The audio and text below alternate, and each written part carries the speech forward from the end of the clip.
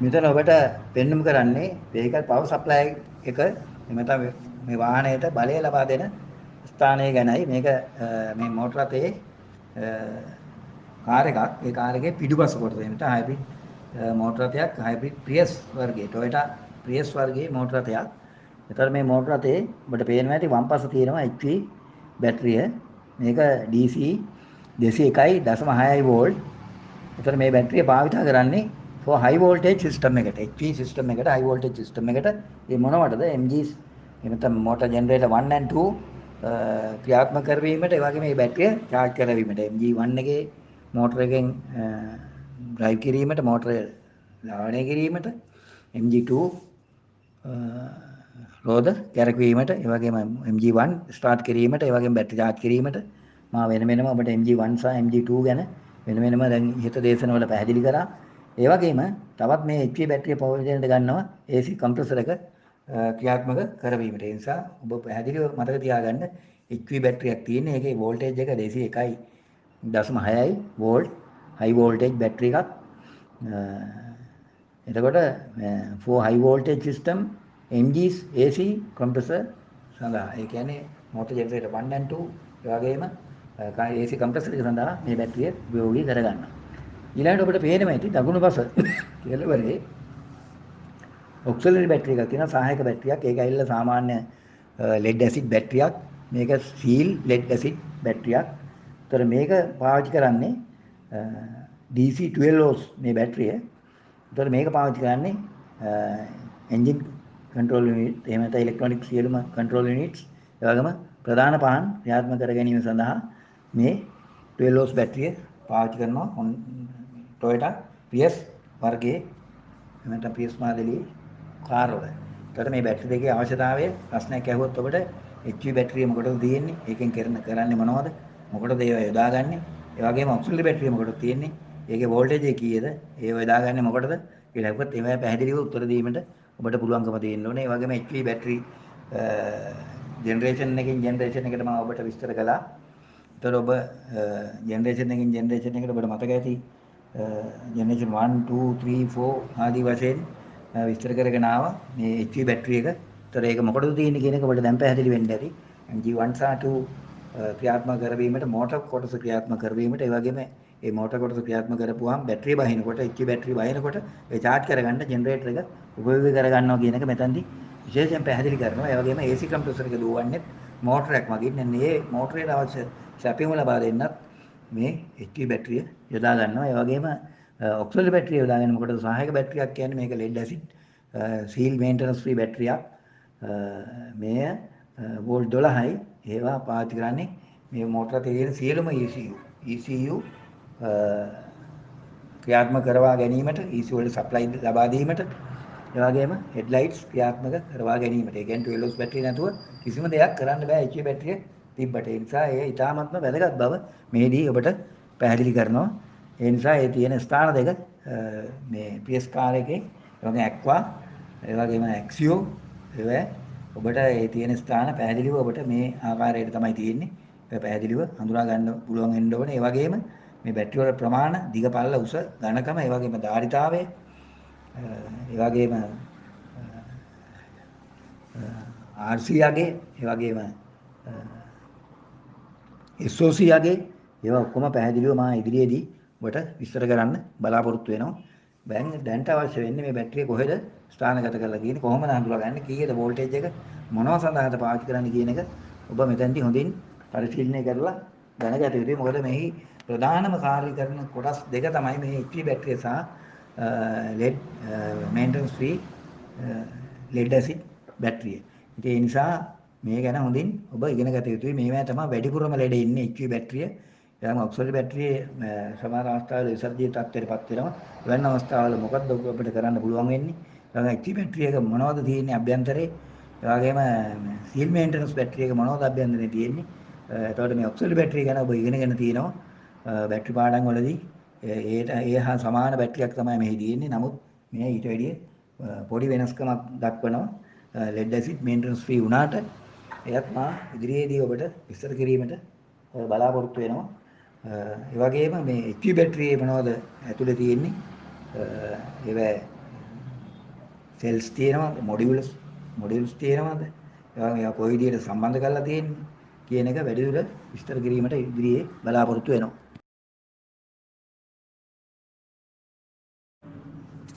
මේ අපිට පෙන්වුම් කරන්නේ සීල් මේන්ටනන්ස් ෆී බැටරියක්. එහෙම නැත්නම් ඔක්සිලරි බැටරියක් යූස් කරලා තියෙනවා පවර් සප්ලයි ලබා දීම සඳහා විදුලි බලය ලබා දීමට ECUs වලට සහ ඔඩියෝ සිස්ටම් එකට. ඒතර ඔඩියෝ සිස්ටම් එක ලයිටින් සිස්ටම් එක. අපි ඉස්සෙල්ලා කතා කරා ඔක්සිලරි බැටරියේ අවශ්‍යතාවය මොකක්ද කියන එක. ඒතර මේක ඇවිල්ලා සීල් මේන්ටනන්ස් ෆී බැටරියක්. ඒතර මේක ඔක්සිලරි බැටරිය කියලා අපි කියනවා DC 12 volts. ඒතර මේක තියෙන්නේ ලගේජ් කම්පාර්ට්මන්ට් එකේ. ඒතර ඔබට පේනවා ඇති උඩ පහලින් රූපයක් තියෙනවා ඔක්සිලරි බැටරි කියලා දාලා. seal batteries use maintenance fee. Maintenance fee නඩත්තු වෙන නිදහස් බැටරියක් තමයි මේ සඳහා පාවිච්චි කරන්නේ. හැබැයි lead acid. ඒවැ අර මූඩි නෑ. ඒක seal maintenance fee බැටරියක්.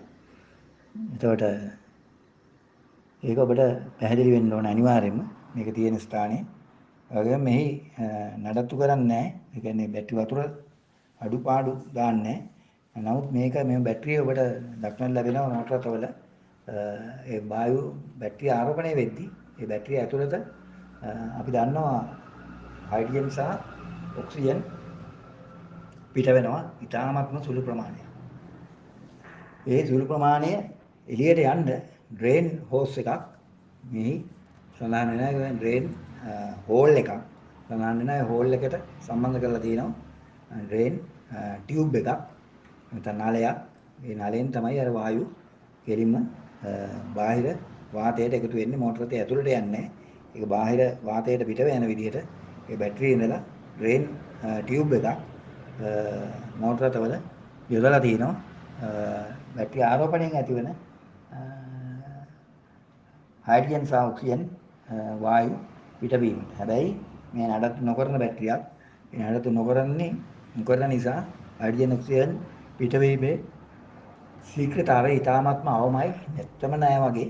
නමුත් අර බැටරියේ ක්‍රියාකාරීත්වය නැත්නම් මෝටර රථයේ ධාවනයේදී බැටරිය ආරෝපණය තත්ත්වයට පත් වෙන නිසා යම් කිසි ප්‍රමාණයක් හයිඩ්‍රජන් ඔක්සිජන් පිට වෙනවා. ඒ මෝටර රථය ඇතුළට ගියොත් යන මගීන්ට ඒ පරිසරය අපවිත්‍ර වෙන්න නිසා ඒවා බාහිර වාතයට මුදාහැරලා තිනවා. ඒකට එය අපි හොඳින් පරීක්ෂා කළ යුතුයි. ඩ්‍රේන් එක બ્લોක් වෙන්න බෑ. ඒ සිදුරු બ્લોක් වෙන්න බෑ. ඒ වගේම මේ ටියුබ් එක නලයේ બ્લોක් වෙන්න බෑ. ඔක්කොම බැටරි පිපිරීමට භාජනය වෙනවා. ඒවා අපි නඩත්තු චක්‍රයේදී හොඳින් පරීක්ෂා කර බලා ඒවා සුද්ධ භාවිත කරලා නැවත යථා තත්ත්වයට පත් කිරීමට අපි වග බලා ගත යුතුයි. ඒ වගේම මේ බැටරි වල තියෙන බ්‍රැකට්ටු ඒ හරියට ස්ථානගත කරලා තියෙන්න ඕනේ. එහෙම නැත්නම් මේ බැටරි ආයු කාලය අඩු වෙලා යනවා. ඒ වගේම ඒ ස්ථාන පිරිසුදු කිරීමද ඉතාමත්ම වැදගත් වෙනවා.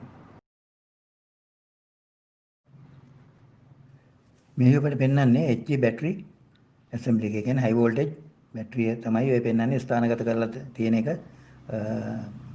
Toyota Prius hybrid car එකේ ඔය තිත්තිරි වලින් පොඩි පෙට්ටියක් වගේ කොටසක් පෙන්වනවා. ඒක ලොකු කරලා අරගෙන තියෙනවා HV බැටරි ඇසෙම්බලි කියලා. ඒ වෝල්ටේජ් එක අපි කිව්වා 201.6 වෝල්ට්. ඒතර මේ බැටරිය වර්ග දෙකකින් නිෂ්පාදනය වෙනවා රසායනික ද්‍රව්‍ය. එකක් තමයි නිකල් මෙටල් හයිඩ්‍රයිඩ්. ඒක Ni ඉරක් MH කියලා වරන් ඇතුලේ දාලා තියෙනවා බැටරි කියලා. Nickel metal හයිඩ්‍රයිඩ්.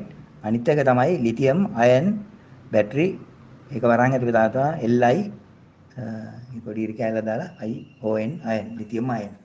ඒතර මෙන්න මේ වර්ග දෙකෙන් තමයි හයිබ්‍රිඩ් බැටරි නිෂ්පාදනය වෙන්නේ. මොකද හයිබ්‍රිඩ් බැටරි ඇසෙම්බලි එකේ අන්තර්ගත වෙන්නේ නිකල් මෙටල් හයිඩ්‍රයිඩ් ඒ වගේම ලිතියම් අයන් බැටරි.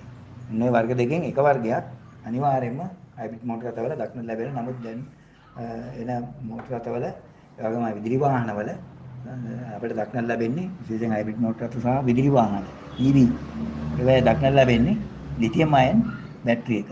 ඒතර අපි මෙතනදී විශේෂයෙන් ප්‍රකාශ කරනවා මේවා ලංකාවෙන් රටවල මේ බැටරි විරපරාදේ නාස්ති කරන්න බෑ, කඩලා බිඳලා දාන්න බෑ. මොකද හේතුව මේවා පිළිකාකාරක සහිත රසායනික ද්‍රව්‍ය මේවා අඩංගු වෙනවා. ඒ නිසා මේවා ගොඩක් වෙලාවට කරන්නේ මේ බැටරි නිෂ්පාදනය කරන සෑම රටකම තියෙනවා ප්‍රතිචක්‍රීකරණ යන්ත්‍ර. ඒ කියන්නේ රීසයිකල් කරන යන්ත්‍ර. නමුත් ලංකාව වගේ රටවල රීසයික්ලින් මැෂින්ස් ලංකාවේ මේ දක්නට ලැබෙන්නේ නැහැ. ඒ නිසා මේ බැටරි ගොඩක් පිටරට වලට ආපහු පටවනවා. මේවා විනාශ කරලා දාන්න බෑ, වල්ලන්න බෑ. ඒ නිසා ඉදිරියේ මෙවැනි මේ වලට ප්‍රතිකර්ම ලබා දිය යුතුයි. එහෙම නැත්නම් විශේෂයෙන් පුද්ගලයන්ගේ ශරීරවල භයානක පිළිකාමැනි රෝග හට ගැනීමට මේවා විශේෂයෙන් ඉවහල් වෙනවා. ඒ නිසා මේ බැටරි පාවිච්චි කිරීමේදී, ඒ වගේම අලුත් වැඩියා කිරීමේදී විශේෂයෙන් ග්ලව්ස්, ඒ වගේම මුඛ ආවරණ, ඇස් ආවරණ යොදා අලුත් වැඩියා වන්නට නියුක්ත වීම ඉතාමත්ම වැදගත් වෙනවා. එහෙම නැත්නම් තමුන්ට පසුකාලීනව මේවා අතුරුඵල විපාක ලබා ගන්න වෙන බව වැඩිදුරටත් මතක් කරනවා. එතකොට මේ වර්ග දෙක නිකල් මෙටල් හයිඩ්‍රයිඩ් සහ ලිතියම් අයන් බැටරිය තමයි HV බැටරිය විදිහට මේ හයිබ්‍රිඩ් මෝටර රථවල ඒ වගේම EV ඉලෙක්ට්‍රික් වෙහිකල් වල විශේෂයෙන් පාවිච්චි වෙන බව මෙතනදී වැඩිදුරටත් සඳහන් කරනවා. ඒ වගේම තවත් මේ සම්බන්ධව රූපසටහන් මා ඉදිරියේදී ඉදිරිපත් කරන්න බලාපොරොත්තු වෙනවා. මෙම රූපසටහන පෙන්වීම කරන්නේ HV බැටරි ඇසෙම්බලි එකක් මෝටර රථයක් එක්කම දාලා තියෙනවා. ඔබට පේනවා ඇති එන්ජිම තියෙනවා. ඊට පස්සේ හයිබ්‍රිඩ් ට්‍රාන්සැක්ෂන් එක තියෙනවා. ඊට පස්සේ තියෙනවා හයිබ්‍රිඩ් බැටරි එක. ඒ වගේම ඔක්සිලරි බැටරි එකත් ඊට කොටසේ ස්ථානගත කරලා තියෙනවා. ඔබට පැහැදිලිව මෙය නිරීක්ෂණය කර බලන්න. එකම ස්ථානවල නෙමෙයි තියෙන්නේ. වාහනට ගොඩක් වෙලාවට වෙනස් වෙන්න පුළුවන්. මේ බැටරිය HV බැටරිය ස්ථානගත කරලා තියෙන ස්ථානය සහ ඔක්සිලරි බැටරි ස්ථානගත කරලා තියෙන ස්ථාන.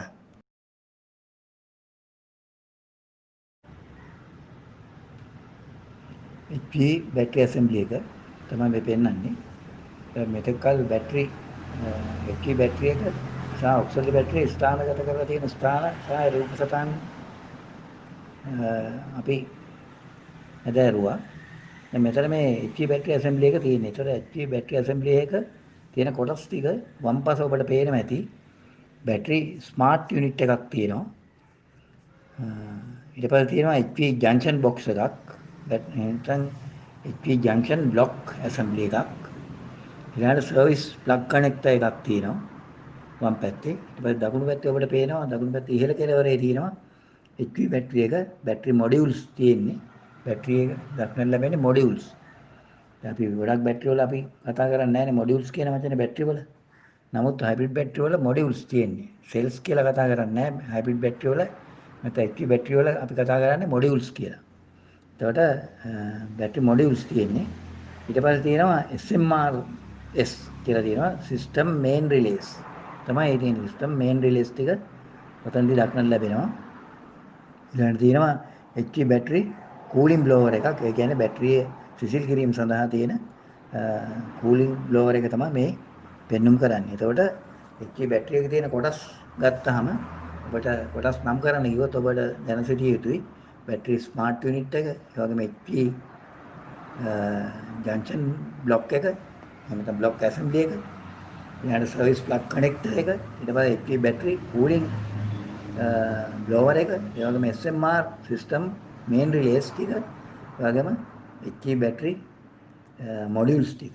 මෙන්න මේ ටික තමයි විශේෂයෙන් HV බැටරි ඇසෙම්බලි එක ඔබට දක්නට ලැබෙන ප්‍රධානම කොටස් ටික. එතකොට මේවෙන් වෙන කාර්යයන් ටික අපි ඉදිරියේ එකින් එක අරගෙන ඔබට මා විස්තර කරනවා. මේ HV බැටරි මොඩියුල්ස් වලින් කරන කාර්ය මොඩියුල් එකක් කියන්නේ මොකක්ද? මොඩියුල් කොච්චර තියෙනවද HV බැටරි එක? එතන මොඩියුල් එක ඇතුලේ මොනවද තියෙන්නේ? එතන මේ බැටරියේ අපි ඉගෙන ගත්ත HV බැටරියක් සඳහා භාවිත කරන රසායනික ද්‍රව්‍ය ගැන නිකල් මෙටල් හයිඩ්‍රයිඩ්, ඒ වගේම ලිතියම් අයන් බැටරිය, ලිතියම් අයන් වගේ රසායනික ද්‍රව්‍ය තැන්පත් කරලා තියෙනවා මේ බැටරි වල. එතකොට මේ බැටරි වල එන දෝෂ මොනවද? ඒවා අලුත් වැඩියා කරන්නේ කොහොමද? සර්විස් කරන්නේ කොහොමද? ඊළඟ බැටරියක් අලුත් වැඩියාවට ප්‍රථම ඔබ කළ යුතු විශේෂිත ආරක්ෂිත ක්‍රියාමාර්ග තියෙනවා. ඒවා මොනවද කියන එක අපි මේ HV බැටරි ඇසෙම්බලි එකේදී තියෙන කොටස් ගැන වෙනම අධ්‍යයනය කරනවා. වගේම ඒවෙන් වෙන කාර්යයන් සහ ඒවෙන් ආරක්ෂා වෙන්නේ කොයි විදිහටද? ඒවා සුරක්ෂිතව තබා ගන්න කොයි විදිහද කියන එක අපි මින් ඉදිරියට ඉගෙන ගැනීමට බලාපොරොත්තු වෙනවා.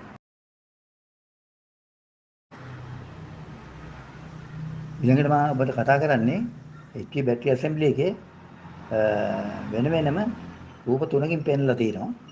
ඒක පළවෙනි එක තමයි X number of battery modules. ඒ කියන්නේ X කියලා කියන්නේ X සංඛ්‍යාව. ඒ කියන්නේ X. දැන් අපි උදාහරණයක් විදිහට ගත්තොත් හයිබ්‍රිඩ් මෝටර රථ ගත්තාම Aqua. ඊළඟට Prius. ඊළඟට Axio. වගේ මෝටර රථ ගත්තාම ඒ මෝටර රථවල එන්ජින් වල තියෙන ධාරිතාව මත මේ මෝටර රථවල ප්‍රමාණය මත මේ ඒ වගේම මගින් මත ලෝඩ් මත බැටරියෙන් කරන කාර්ය වෙනස් වෙනවා. ඒ වගේම මොඩියුල් සංඛ්‍යාව අඩු වැඩි වෙනවා. එතකොට ඒ නිසා ස්ථිර මොඩියුල් සංඛ්‍යාවක් විදිහට අපිට දෙන්න බෑ. මොකද මෝටර රථ වර්ගීකරණය අනුව මොඩියුල් සංඛ්‍යාව අඩු වැඩි වෙනවා. ඒ නිසා තමයි X කියලා දාලා තියෙන්නේ. ඒ නිසා ඔබ මතක තියාගන්න මොඩියුල් 28 තියෙන මෝටර රථ දක්නට ලැබෙනවා. 20 තියෙන මොඩියුල් තියෙන HP බැටරි දක්නට ලැබෙනවා. මොඩියුල් 28 තියෙන HP බැටරි දක්නට ලැබෙනවා. මොඩියුල් 20 තියෙන HP බැටරි දක්නට ලැබෙනවා. ඊට වැඩිය 28ටත් වැඩිය දක්නට ලැබෙන වෑන් වගේම බස් වගේ මෝටර රථ දක්නට ලැබෙන මොඩියුල් සංඛ්‍යාව මෝටර රථයේ එන්ජිමේ ධාරිතාවයේ මත එහෙම නැත්නම් මගින් සංඛ්‍යාව මත ලෝඩ් එක මත වෙනස් වෙන බව මෙතනදී විශේෂයෙන් මතක තියාගන්න. එතකොට මේ මොඩියුල් එක ඔබට පේනවා දකුණු පස ඉහළ කෙළවරේ දක්නට ලැබෙනවා බැටරි මොඩියුල් එකක්. මේ මොඩියුල් එක ඔබට පේනවා කොටස් 6කට බෙදලා තියෙනවා. ඒ එක කොටසකට අපි කියනවා සෙල් එකක් කියලා. එතකොට ඒ එක සෙල් එකක වෝල්ටේජ් එක ඔබට පේනවා ඇති දකුණු පස ඉහළ කෙළවරේ යට මේ මොඩියුලේ යට කොටසේ දාලා තියෙනවා සෙල් එකක වෝල්ටේජ් එක 1.2යි. එතකොට මේ 1.2 ඒවා 6ක් ශ්‍රේණිගත කරලා තමයි මොඩියුලයක් හැදිලා තියෙන්නේ. එතකොට 1.2 වෝල්ට් වැඩි කිරීම 6 කියලා කියන්නේ 7.2 වෝල්ට් වෙනවා එක මොඩියුලයක්. එතකොට 7.2 වෝල්ට් මොඩියුල 20ක් ශ්‍රේණිගත කරලා තමයි එහෙම නැත්නම් 28ක් ශ්‍රේණිගත කරලා තමයි මේ බැටරියේ ටෝටල් හයි වෝල්ටේජ් එක එහෙම නැත්නම් වෝල්ටේජ් එක අපි ගණනය කරන්නේ. එතකොට ඔබ මතක තියාගන්න එක මොඩියුල් එකක තියෙන කොටස් තමයි මොඩියුල් එකක තියෙන සෙල්ස්. එතකොට එක සෙල් එකක වෝල්ටේජ් එක 1.2යි. එතකොට 1.2 6ක් ශ්‍රේණිගත කරලා තමයි එක මොඩියුලයක් හැදිලා තියෙන්නේ. එතකොට තමයි 7.2 වෙන්නේ. එතකොට 7.2 ඒවා මොඩියුල් 20ක් ශ්‍රේණිගත කිරීමෙන් යම් වෝල්ටේජ් එකක් හැදෙනවා. 7.2 වැඩි කිරීම 20. ඒ වගේම 7.2 වැඩි කිරීම 28. එතකොට ටෝටල් වෝල්ටේජ් එක ඔබ හදලා බලන්න. එතකොට ඔබට තේරුම් ගන්න පුළුවන් මෙන්න මේ විදිහට තමයි HP බැටරියක් නිෂ්පාදනය වෙන්නේ කියන එක. ඒක ඔබට කොහොම පැහැදිලිව මෙම රූප සටහනේ යට කොටසේ ඔබට පෙන්වලා තියෙනවා HP ජන්ක්ෂන් බ්ලොක් ඇසෙම්බලි එක. ඒ වගේම සර්විස් ප්ලග් ග්‍රිප් එකක් දක්නට ලැබෙනවා. ඔබට මේ සර්විස් ප්ලග් ග්‍රිප් එක ගැන විශේෂයෙන් මතක් කළ යුතුයි. පහළ හඳුන්වනවා විශේෂයෙන් ඕනෑම අලුත් වැඩියාවකදී මේ සර්විස් ප්ලග් ග්‍රිප් එක ගලවන්න ඕනේ. ඒක ගලවන්න විශේෂිතව ප්ලග් ග්‍රිප් එකක් ඒක. නිකන් ඇදලා ගලවන්න බෑ. ඒක දරවන හැටි දැනගන්න ඕනේ. ඒක ගලවලා නැවත සරි කරන හැටි දැනගන්නත් ඕනේ. නැත්තම් කැඩිලා යනවා. සෑම හයිබ්‍රිඩ් මෝටර රථයක අලුත් වැඩියාවට ප්‍රථම මේ සර්විස් ප්ලග් ග්‍රිප් එක ගලවන්න ඕනේ. ඒ සඳහා විශේෂිත වූ ග්ලව්ස් දෙකක් තියෙනවා. මොකද හයි වෝල්ටේජ් එකක් නිසා අපි අධි වෝල්ටේජ් විදුලියෙන් පුද්ගල ආරක්ෂාව ගැන විශේෂයෙන් ඒ තබා ගත යුතුයි. ඒ නිසා ඒ හයි වෝල්ටේජ් ග්ලව්ස් පාවිච්චි කරලා මේ හයි වෝල්ටේජ් ග්‍රිප් එක ගලවලා තමයි බැටරියේ කනෙක්ෂන් එක අයින් කරගන්නේ. අයින් කරගෙන තමයි ඉතිරි අලුත් වැඩියාවන් සඳහා විශේෂයෙන් ඔබ යොමු යුතුයි. නැත්නම් ඔබට අධි වෝල්ටේජ්තාවයක් තිබෙන ස්ථානයක් නිසා ඔබට විදුලි කාන්දු වීමක් වෙලා ඔබ ජීවිතක්ෂයටපත් වීමේ අවස්ථාවල මෝටර රථයක් වුණාට තියෙන්න පුළුවන් කියන එක විශේෂයෙන් මතක් කරනවා.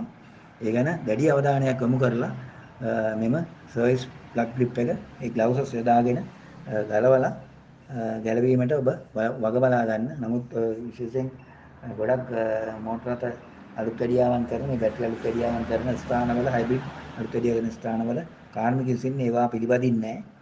නමුත් ඒවා තරම් හොඳ දේවල් නොවන බව විශේෂයෙන් මතක් කරනවා. නමුත් ඔබ දැන සිටිය යුතුයි. අනිවාර්යයෙන්ම මේ අලුත් වැඩියාවකදී මේ මෝටර රථ වල මේ සර්විස් ප්ලග් ග්‍රිප් එක ගැලවීමට විශේෂයෙන් හයි වෝල්ටේජ් ග්ලව්සස් පාවිච්චි කරනවා.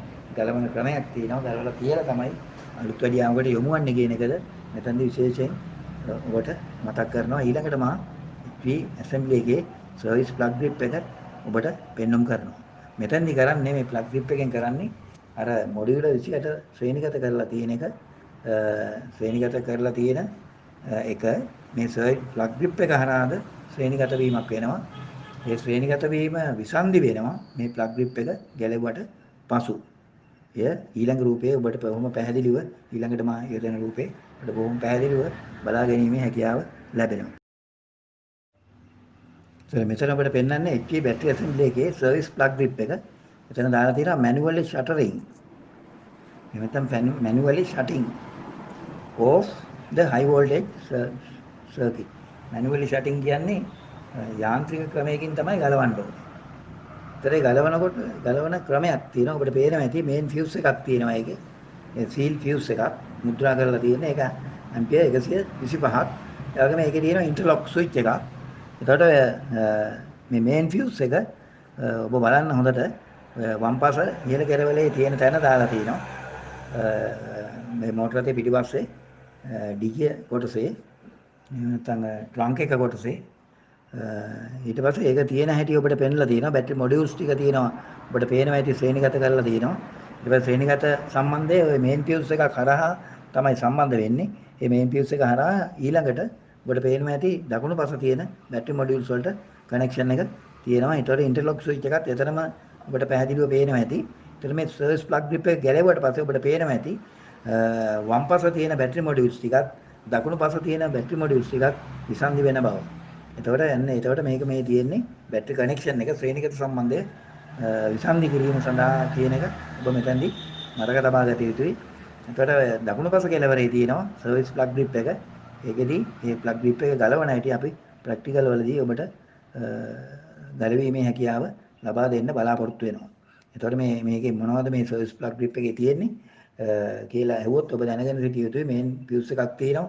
ඒක ඇම්පියර් 125ක් වෙනවා. මොකටද මේක තියෙන්නේ? මේ බැටරි ශ්‍රේණිගත කරලා තියෙන එකේ බැටරි නෙමෙයි බැටරියේ HP බැටරියේ මොඩියුල් ශ්‍රේණිගත සම්බන්ධය විසන්ධි කිරීම සඳහා තමයි මේක යොදලා තියෙන්නේ. එතකොට ඒක ගැලෙව්වට පස්සේ සියලුම විදුලි අලුත් වැඩියාවන් සඳහා යොමු වෙන්න පුළුවන්. ඇයි ගලවන්නේ නැතුව අපි වැඩ කරන්නේ නැත්තේ කියන එක ඔබ විශේෂයෙන් දැනගත යුතුයි. හයි වෝල්ටේජ් නිසා ඔබ ජීවිතක්ෂයටපත් වීමේ හැකියාවක් තියෙනවා. විදුලි කාන්දීමක් සිද්ධ වුණොත් ඒ නිසා ඒ ගැලවීමේදී සහ සවි කිරීමේදී විශේෂයෙන් ඒ අත්ආවරණ කියන්නේ ග්ලව්ස් පාවිච්චි කරන්න ඔබ යොමු විය යුතුයි කියන එකද මෙතෙන්දී වැඩිදුරටත් අවධානය කරනවා. එතන ඒ ගැන විශේෂයෙන් සැලකිලිමත් වෙලා මොකටද මේ සර්විස් ප්ලග් ග්‍රිප් එකක් තියෙන්නේ කියන එක ගැන දැඩි අවධානයෙන් යොමු වෙන ලෙස ඔබට විශේෂයෙන් දැනුම් දෙනවා. එතකොට ඒක ගලවන්නේ කියන එකද ඔබට පැහැදිලි ඇති. ගැලුවාම හයි වෝල්ටේජ් එක විසන්ධි වෙන බවද මෙතෙන්දී වැඩිදුරටත් මතක් කරනවා. ඊළඟට මෙතෙන්දී වෙන්නේ ඔබට පේනවා ඇති විශේෂයෙන් සර්විස් ප්ලග් ග්‍රිප් එක ගේ යට කොටසේ රූපේ වම් පාසේ යට කොටසේ බැටරි සම්බන්ධතා බැටරි මොඩියුල්ස් ටික වම් පාසේ තියෙන ටිකත් ඒ වගේම දකුණු පාසේ තියෙන ටිකත් මේ සර්විස් ප්ලග් ග්‍රිප් එකෙන් තමයි කනෙක්ට් කරලා තියෙන්නේ සම්බන්ධ කරලා තියෙන්නේ. ගැලෙවුවට පස්සේ බැටරියේ වෝල්ටේජාවේ විසන්ධි වෙන බව ඔබට පැහැදිලිව තේරුම් ගත යුතුයි.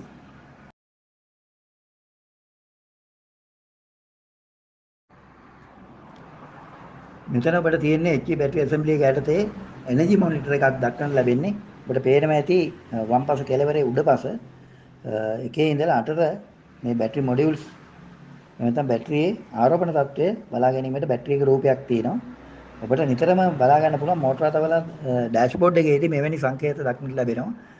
බැටරියක් ආරෝපණය වෙන විට ඔබ දන්නවා ඇති සෙලුලර් ෆෝන්ස් වල දකුණු පස කෙළවරේ ඒ සෙල් ෆෝන් එකක් charge වෙන වෙලාවෙදී අපි දන්නවා ඒ පොඩි පොඩි ඉරි කෑලි වැඩි වේගන යනවා ආරෝපණය වෙන අවස්ථාවලදී. ඒ වගේ එකක් තමයි මේ එනර්ජි මොනිටර් එක. ඒතර එනර්ජි මොනිටර් එකෙන් දක්නට ලැබෙන්නේ ඒ එක එක මොඩියුල්ස් එහෙම නැත්නම් එහි ආරෝපණ තත්වය 1 සිට 8ටම මේ පිරලා තියෙනවා නම් ඒකෙන් අදහස් වෙනවා මේ බැටරිය පූර්ණ ආරෝපිත තත්වයට පත් වෙනවා කියන එක. ඒ වගේම SOC කියන එකේ තේරුම තමයි ඔබට පේනම ඇති රූපයක් දාලා තියෙනවා. ඒකේ වම් පස තියෙනවා SOC 100 දාලා. ඒතර බිඳුවේ ඉඳලා 100 දක්වා තියෙනවා. ඒකේ තියෙනවා බිඳුව කියන තැන තියෙනවා ඕවර් ඩිස්චාර්ජ් රේන්ජ් එක. ඊට පස්සේ දාලා තියෙනවා දෙවෙනි කොටුවේ තියෙනවා ලෝවර් SOC කන්ට්‍රෝල් ලිමිට් එක. ඒ කියන්නේ පහතම මට්ටම. ඊළඟට දාලා තියෙනවා මේ charging මට්ටම target SOC කියලා දාලා තියෙනවා target එක. example of SOC කියලා දාලා තියෙනවා. SOC කියන එකේ තේරුම source of charge. ඒ කියන්නේ ප්‍රභවයේ තියෙන ආරෝපණ මට්ටම තමයි source of charge කියලා කියන්නේ. එතකොට ඊළඟට දැන් ඔකේ අපි බිඳුවේ ඉඳලා ඉහළට මම නාමකරණය කරගෙන යනකොට යටම එක over discharge range එක. ඒ කියන්නේ උපරිම විසර්ජිත තත්ත්වය. ඊළඟට තියෙනවා lower SOC control limit එක. අඩුම සීමාව තමයි ඔය දාලා තියෙන්නේ. ඊට පස්සේ එතනින් උඩ තියෙනවා target SOC එක.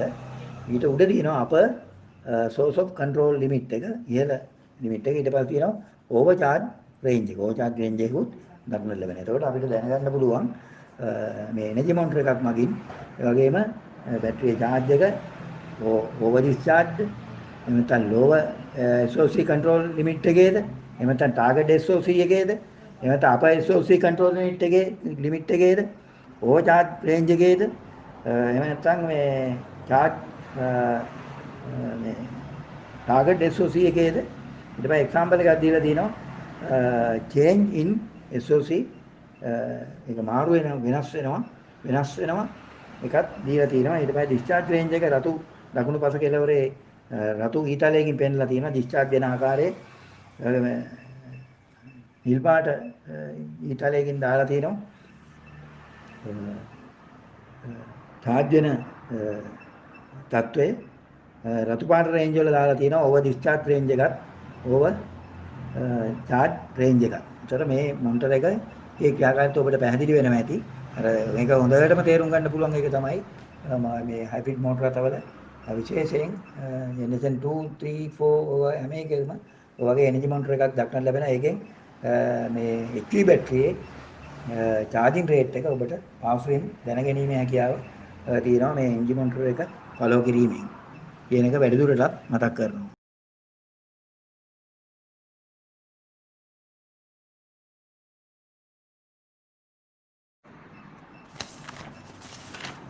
ඉතින් ඔබට පෙන්වන්නේ HV battery assembly cooling blower එක. ඒ කියන්නේ මේ බැටරිය ආරෝපණය වෙනකොට බැටරිය රත් වෙනවා.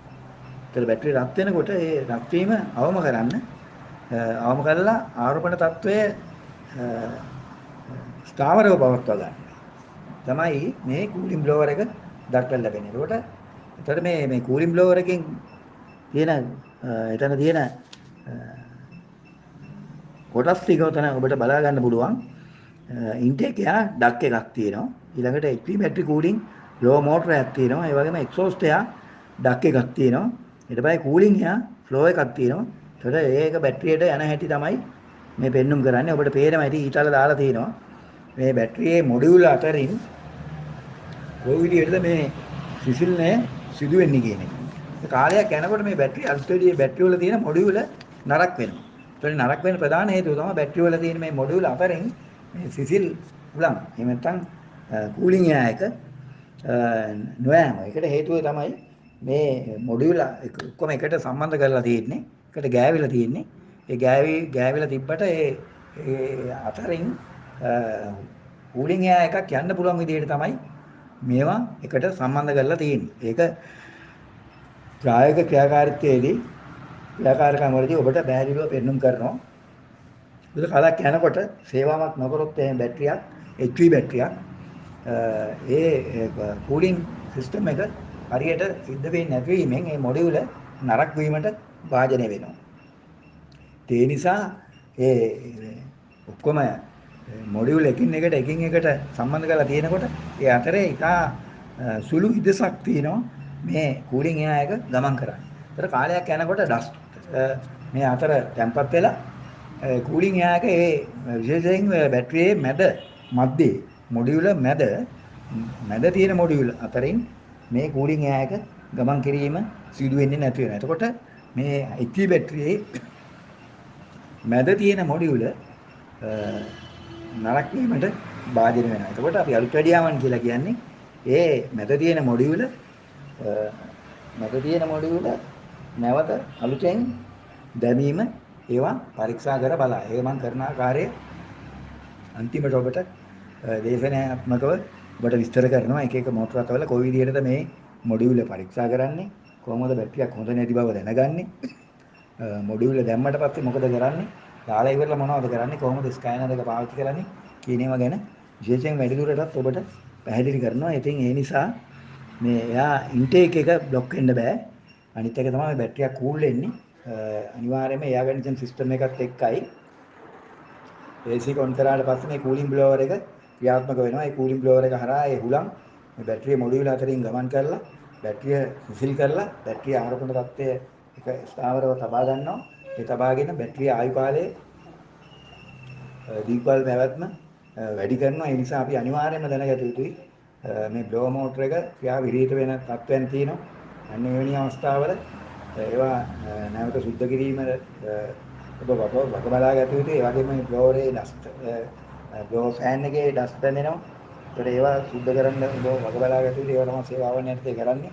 තමයි ඉදිරියේදී තව වැඩිදුරටත් ප්‍රකාශ කරනවා. ඒකට AC මෝටර එකේ කූලින් බ්ලෝ මෝටරෙන් තමයි මේ කාර්යයන් සිදුවන බව වැඩිදුරටත් පැහැදිලි කරනවා.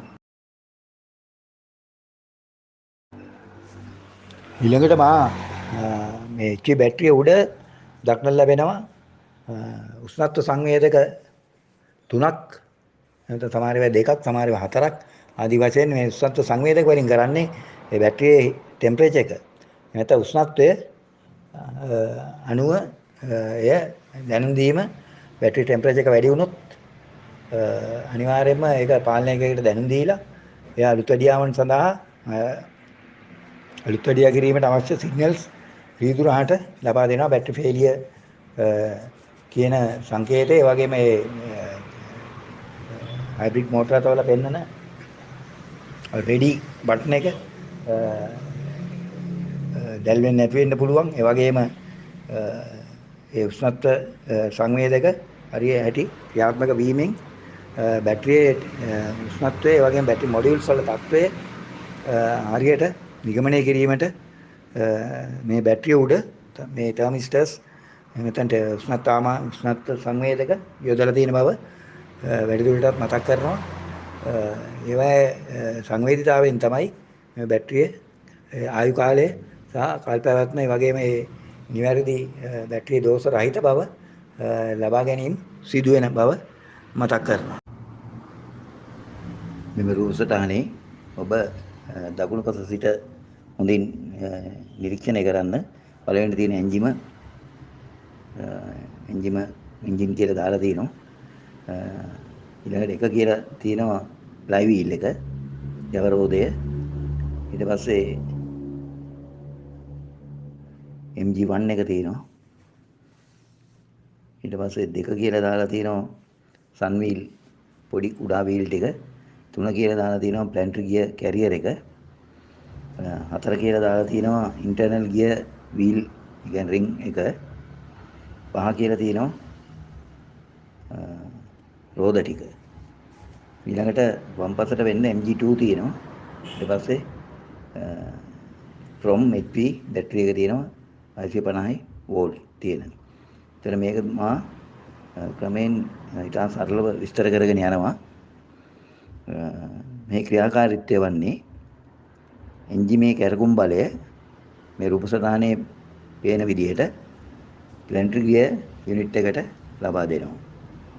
ඊට පස්සේ එම එන්ජින් කැරකුම් බලය සන් වීල් එකටත්, සන් වීල් එකෙන් MG1 මෝටර් ජෙනරේටර් එකට ලැබෙනවා. ඊට පස්සේ බැටරිය ආරෝපණය කරනවා. එලෙසම සන් වීල් එකෙන් ප්ලැනටරි නැත්නම් ප්ලැනට් කැරියර් එක හරහා, ප්ලැනට් කැරියර් එක හරහා, ප්ලැනට් කැරියර් කියලා එකක් තියෙන්නේ ඔය තුන්වෙනි එකේ ප්ලැනට් ගියර් කැරියර් කියන එක හරහා ඉන්ටර්නල් ගියර් වීල් වලට කැරකුම ලබා දෙන්න ගන්නවා. ඊට පස්සේ ඉන්ටර්නල් ගියර් වීල් හරහා MG2 මෝටර් ජෙනරේටර් දෙකට කැරකුම ලබා දෙනවා. එමගින් තමයි ඩිෆරන්සලේ හරහා අවුට්පුට් වීල් වලට, ඒ කියන්නේ රෝද වලට කැරකුම් බලය ලබා දෙන්නේ. එමා නැවත වරක් කිව්වොත් එන්ජිමේ කැරකුම් බලය මේ රූප සටහනේ පේන පරිදි ප්ලැන්ට් ගියර් මිනිත් එකට ලබා දෙනවා. ඊට පස්සේ එම එන්ජින් කැරකුම් බලය සන්වීල් එකෙන් මෝටර් ජෙනරේටර් එකටත් ලැබෙනවා. ඊට පස්සේ බැටරිය ආරෝපණය කිරීම සිදු වෙනවා. එලෙසම සන්වීල් එකෙන් ප්ලැනට් කැරියර් එක හරහා ඉන්ටර්නල් ගියර් වීල් වලට කැරකුම ලබා දෙනවා. ඉන්ටර්නල් ගියර් වීල් හරහා MG2 මෝටර් ජෙනරේටර් දෙකට කැරකුම් බලය ලබා දෙනවා. එමගින් ඩිෆරන්සලේ හරහා අවුට්පුට් වීල් වලට, ඒ කියන්නේ රෝද වලට කැරකුම් බලය ලබා දීමට ගන්නවා. මේ විදිහට තමයි මේ රූප සටහනේ පෙන්වන පරිදි මේකේ ක්‍රියාත්මක වෙන්නේ. ඊට පසුම ඔබට කියනවා මා මුලින් ඉහත දේශනවලදී මතක් කරා MG1 කියන්නේ මෝටර් ජෙනරේටර් එකෙහි කාර්යය. ඒක තමයි ඔබට මතකද කියලා බලන්න. අධි වෝල්ටීතා බැටරිය, හයි වෝල්ටේජ් HP බැටරිය ආරෝපණය කිරීම හා එන්ජිම පණ ගැනීම සිදු කරනවා MG1 එකෙන්. ඒ වගේම MG2 එකෙන් මෝටර් ජෙනරේටර් දෙකෙහි කාර්යය තමයි ඔබට මතක ඇති. රෝද කැරකෙවීම, රෝද වලින් එන්ජිම කරකවන අවස්ථාවවලදී ඕවරන්. උදාහරණ ඕවරන් කියලා කියන්නේ උදාහරණයක් විදිහට ගත්තොත් වීදුරු තිරිංග යොදන විට හෝ රථයේ වේගයෙන් ධාවනය කර ඇක්සලරේටර් පැඩල් එකෙන් පය ඉවත් කරන විටදී මෝටර් ජෙනරේටරයක් ආකාරයට ක්‍රියාත්මක වී බැටරිය MG2 එක එමෙත මෝටර් ජෙනරේටර් 2 එකේ ජෙනරේටරේ ක්‍රියාත්මක වෙලා බැටරිය ආරෝපණය කිරීම සිදු වෙනවා. ඊළඟට මම ඔබට මෙතෙන් ඉදිරිපත් කරනවා මේ හයිබ්‍රිඩ් මෝටර රථයක් සෙමින් ධාවනය කරන අවස්ථාවේදී කොයි විදිහටද මේ වීල්ස් වැඩ කරන්නේ. ඒකට කියනවා පුලින් අවේ කියලා. ඊට පස්සේ එන්ජිම පණ ගැන්වුවාට පස්සේ එන්ජින් ස්ටාර්ටින් අවස්ථාවේදී කොයි විදිහටද මේ වීල් වැඩ කරන්නේ. ඒ වගේම මද වේග අවස්ථාවේදී ඩ්‍රයිව් ලෝ ලවුඩ් අවස්ථාවේදී කොයි විදිහටද මේ වීල් වැඩ කරන්නේ. සම්පූර්ණ ඇක්සලරේටර් කළ අවස්ථාවේදී ඇක්සලරේෂන් ඇට් ෆුල් කියලා කියනවා මේකට. කොයි විදිහටද වැඩ කරන්නේ. පැඩලෙන් පාදේ ඉවත් කරන විටදී ඩීඇක්සලරේෂන් එකේදී කොයි විදිහටද වැඩ කරන්නේ කියන එකට රූප සටහන් දාලා ඒ මගින් මම ඔබට මේ විස්තර කිරීමට බලාපොරොත්තු වෙනවා. මේ ටික ඉතාමත්ම වැදගත්.